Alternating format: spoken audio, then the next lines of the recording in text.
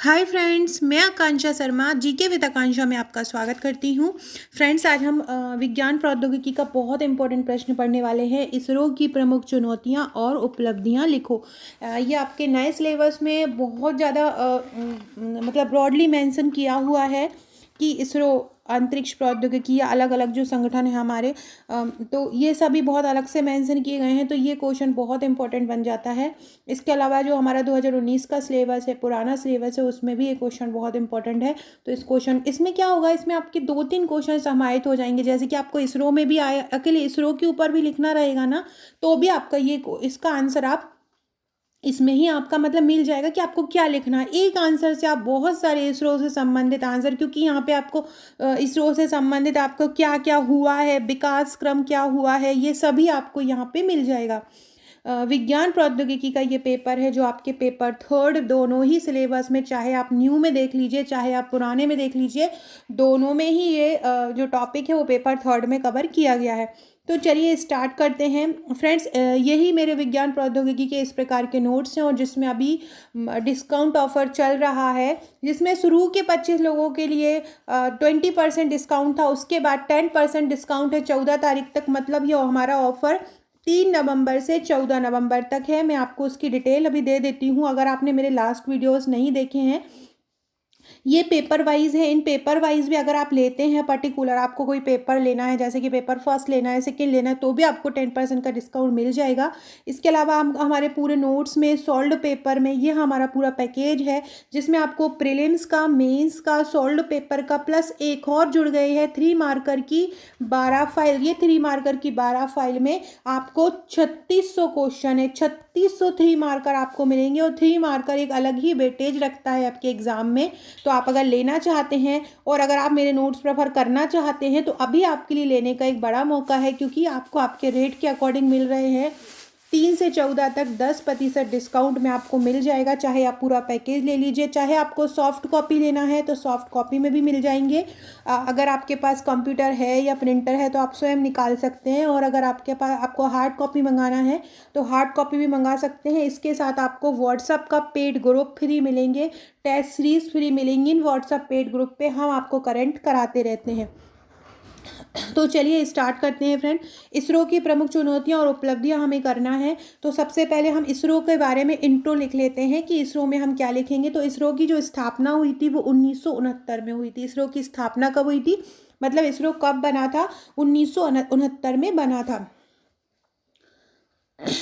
ISRO Indian satellite research organisation इसका full form होता है, और भारत सरकार की ये एक अंतरिक्ष एजेंसी है। इसका प्रबंधन कौन करता है? भारत सरकार के स्पेस डिपार्टमेंट द्वारा, मतलब अंतरिक्ष विभाग द्वारा इसका प्रबंधन होता है, जो सीधे भारत के प्रधानमंत्री को रिपोर्ट करता है। मतलब जो मंत्रालय, जो डिपार्टमेंट इसके बारे में प्रबंध करता है, वो इसकी पूरी रिपोर्ट किसको देता है?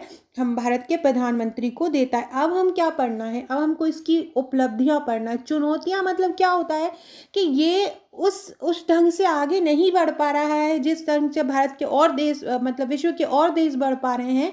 तो इसके सामने क्या क्या समस्याएं आती हैं, किन किन समस्याओं को उसको सामना करना है और किन से जूझ के इसको आगे निकलना है, तो वो इसकी चुनौतियां हो जाएंगी। अभी हम पढ़ते हैं इनकी उपलब्धियां। अब हम उपलब्धियां जो पढ़ रहे हैं, ये आपका अगर अलग से ये भी क्वेश्चन आता है कि इसरो के वर्ष बार वर्णन करो, क्या क्या उसने, क्या कौन कौन से सैटेलाइट लॉन्च किए, तो उसमें भी आप ये लिख सकते हैं। तो वही मैं आपको पहले बोली थी कि अगर आपको ये क्वेश्चन अगर आप कर लेते हैं, आप कोई भी इसरो से संबंधित क्वेश्चन आता है तो आप इसको वहाँ पे लिख सकते हैं। तो वर्षवार उपलब्धियां सबसे पहले हम 1975 में देखते हैं। सबसे पहले यहाँ पे कौन सा आया? भारत का प्रथम उपग्रह आर्यभट्ट आया। पूरी तरह से ये स्वदेश निर्मित स्पेसक्राफ्ट था। अंतरिक्ष में भारत की मजबूत उपस्थिति का यह परिचायक बना। मतलब अंतरिक्ष पहला ये ऐसा उपग्रह था, या पहला अंतरिक्ष में ऐसी उपलब्धि थी कि भारत अंतरिक्ष में भी आ गया है, ये इसका परिचायक बना। मतलब इसने परिचय दिया। तो याद रखिए, भी प्रीलिम्स का भी एक फैक्ट बनता है कि भारत का प्रथम उपग्रह कौन सा है? आर्यभट्ट। कब आया? 1975 में आया। फिर हम देखते हैं 1993 में PSLV आया, ध्रुवीय उपग्रह प्रक्षेपण यान। फिर हम पढ़ते हैं 2014 का। 2014 में इसरो की मदद से भारत पहले ही प्रयास में मंगल तक पहुंचने वाला पहला देश बना, और वो भी सफलतापूर्वक। 2014 में भारत पहले ही प्रयास में सफलतापूर्वक पहुंचने वाला पहला देश बना। नासा, सोवियत संघ अंतरिक्ष कार्यक्रम और यूरोपीय अंतरिक्ष कार्यक्रम के अलावा रेड प्लेनेट यानी मंगल ग्रह पर पहुंचने वाला इसरो चौथा अंतरिक्ष संगठन बना। मतलब नासा के बाद अमेरिका के, रूस के, सोवियत संघ के अंतरिक्ष कार्यक्रम और यूरोप के अंतरिक्ष कार्यक्रम के अलावा, मतलब इन तीनों के अलावा कोई मंगल पर पहुंचा है तो वो इसरो पहुंचा है, तो चौथा अंतरिक्ष संगठन बना। फिर हम देखते हैं 2017 का। 2017 15 फरवरी को 104 सैटेलाइट लॉन्च किए, जिनको PSLV 37 के जरिए छोड़ा गया। फिर 29 जुलाई को GSAT-70 नामक संचार उपग्रह छोड़े, जिनको 15 वर्षों के लिए डिज़ाइन किया गया था। तो ये 2017 की उपलब्धि हुई। अब हम पढ़ते हैं 2018 से 2020 तक के ये प्रोग्राम है पूरे। चूँकि हमको एक संक्षिप्त लिखना है, हमारे पास शब्द दिए गए, समय सीमा दी गई है, उसके बाद हमारे पास समय भी उतना ही रहता है, क्योंकि हमको अपने पूरा आंसर्स कंप्लीट करना होता है। तो इसके लिए हमको उस संक्षिप्त में हमको सारगर्भित बातें लिखनी है, जो पूछा है बस उतना ही लिखना है।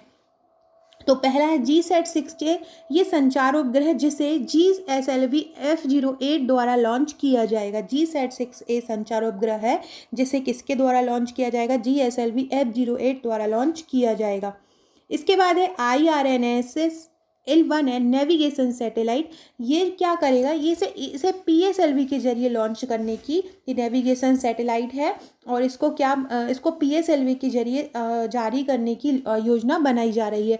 इसके बाद है GSAT-29, ये जो GSLV MK3, आपको याद होगा अभी 4 से 5 दिन पहले मैं एक वीडियो लेके आई थी, मैंने जितने भी उपग्रह प्रक्षेपण यान थे वो आपको करवाए थे। तो वो आपको क्या है, उसका पूरा विकास क्रम की पहले SLV आए, फिर ASLV आए, फिर PSLV आए, फिर GSLV आए, तो और फिर आया GSLV Mark 3।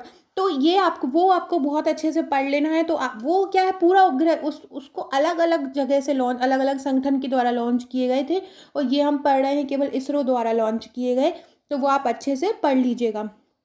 तो GSAT-29 GSLV MK3 के दूसरे चरण का विकास यानी D2 का आरंभ हुआ। GSAT-29 उच्च माध्यमिक उपग्रह है। GSAT-11 अब तक का सबसे बड़ा उपग्रह होगा। GSAT-11 क्या होगा? अब तक का सबसे बड़ा उपग्रह होगा।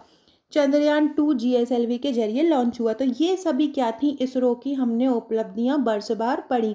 अब हम पढ़ेंगे कि इसरो के सामने कौन कौन सी चुनौतियां हैं। सबसे बड़ी लॉन्च व्हीकल की समस्या है।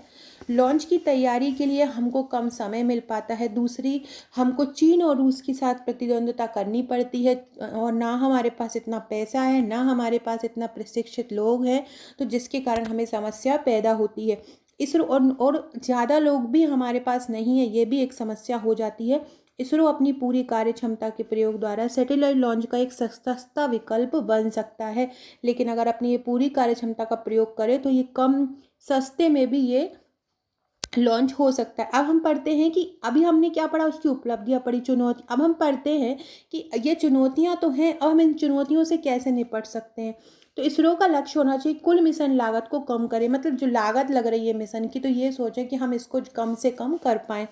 कार्य क्षेत्र में विस्तार करें। सरकार द्वारा पर्याप्त समर्थन के अलावा निजी भागीदारियों से भी जुड़ना होगा, मतलब उसको निजी भागीदारियों को भी जोड़ना होगा। PSLV रॉकेट के निर्माण के लिए पब्लिक प्राइवेट कंसोर्टियम की शुरुआत होना एक स्वागत योग्य कदम है।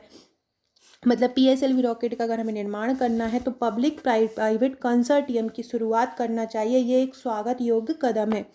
अधिक से अधिक उपग्रहों को कक्षा में स्थापित करना आवश्यक है। ये इसका कोशिश करें कि ज़्यादा से ज़्यादा जो है उपग्रह को कक्षा में स्थापित करें। इसके लिए अधिक लॉन्च व्हीकल की आवश्यकता है, मतलब ज़्यादा से ज़्यादा लॉन्च व्हीकल यूज़ करें। अतः बेहतर अंतरिक्ष बुनियादी ढांचे के निर्माण के लिए अधिक से अधिक बजट की ज़रूरत की पूर्ति भी होना चाहिए। मतलब सरकार द्वारा इसरो को अच्छे मात्रा में पैसे देना चाहिए, अच्छे मात्रा में बजट में स्पेस के लिए भी अलग से अच्छा खासा पैसा इसके लिए देना चाहिए, ताकि हम इसमें बढ़ोतरी कर सकें और हम चुनौतियों से इसरो निपट पाए। सो फ्रेंड्स, ये था हमारा आज का क्वेश्चन। आप इसको लिख लीजिएगा। अगर आप बहुत सारे लोग इसमें से लिखते हैं, मेरे नोट्स में से, वीडियो में से जो नोट्स नहीं ले पाते हैं, तो आप ये लिख लीजिएगा। बहुत इंपॉर्टेंट प्रश्न है। और अगर आप नोट्स लेने का सोच रहे हैं बहुत दिनों से और नहीं ले पा रहे हैं, तो अभी डिस्काउंट में है, तो आप ले सकते हैं। प्रीलिम्स का नोट्स भी डिस्काउंट में है हार्ड कॉपी में, मेंस का नोट्स भी डिस्काउंट में है, सॉफ्ट और हार्ड दोनों में। इसी प्रकार सॉल्ड पेपर भी डिस्काउंट में है, हार्ड और सॉफ्ट दोनों में, तो आप ये ले सकते हैं। 14 नवंबर का तक का आपके पास पर्याप्त समय है। आप सोच लीजिए और लेना चाहते हैं तो ले लीजिए। Okay friend, thank you.